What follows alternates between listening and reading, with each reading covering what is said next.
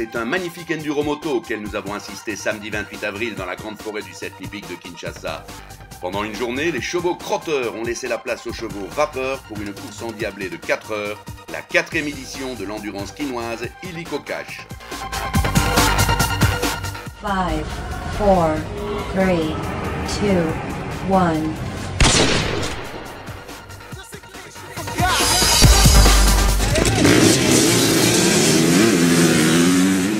Le départ est donné, style Le Mans, moteur arrêté.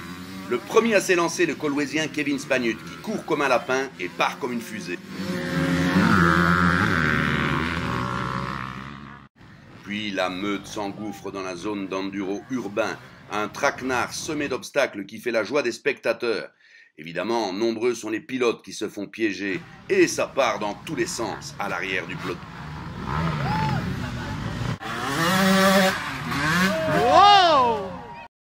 Les motards s'enfoncent ensuite à fond de train dans la forêt du cercle hippique sur un circuit tortueux de 8 km au ras des arbres, défilant à une vitesse folle. Dès le premier tour, Kevin Spanut creuse l'écart sur les poursuivants qui sont à ses trousses.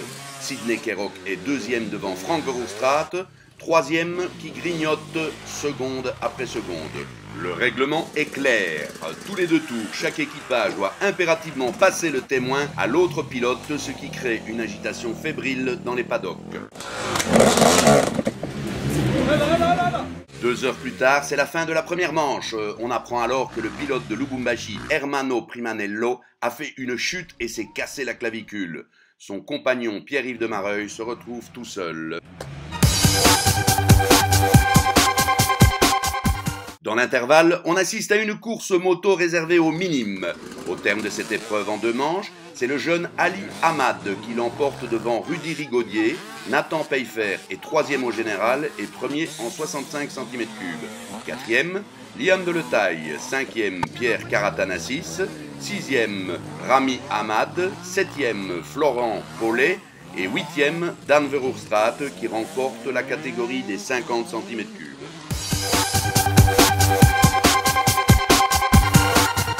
Revenons maintenant à nos champions seniors. Au départ de la 2e manche de 2 heures, l'équipage Kerrock Iseboat n'a qu'1 minute 45 de retard sur les leaders Spanut Hijazi. Verhofstadt Munshi sont 3e à 1 minute. Non, non, monsieur, on ne filme pas, on ne filme pas. En 4e position, on trouve le tandem Michael De Vos, Giordano Argazzi, suivi à bonne distance par l'équipage constitué par Thomas Minesi et l'Ougandais Maxime Van Pe, venu tout spécialement de Kampala pour la course. La constellation de l'Astragal leur portera chance. De Vos et Argazzi connaissent des problèmes techniques. Les cousins chutent à la 9e position et cèdent leur 4e place à Minesi Van Pe. Les motards, ce sont des sauvages.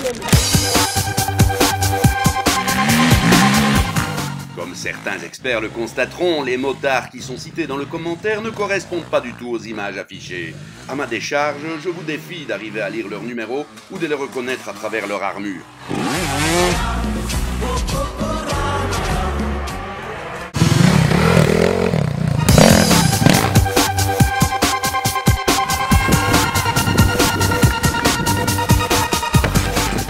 Cinquième au classement général, Gaëtan Van Hout et Christopher Van Orscott, à qui l'on doit ces superbes images de caméra embarquées.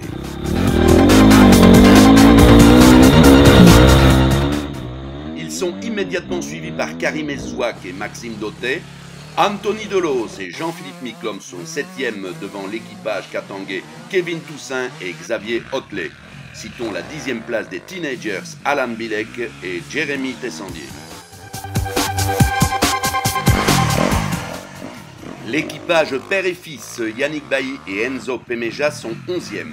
En 12e position, on trouve Ali Bourgi et Arnaud Philis. 13e, Pierre-Yves de Mareuil et l'infortuné Hermano Primanello. La lanterne rouge revient au tandem Witverhaken et Didier Moukoma qui ferment le classement.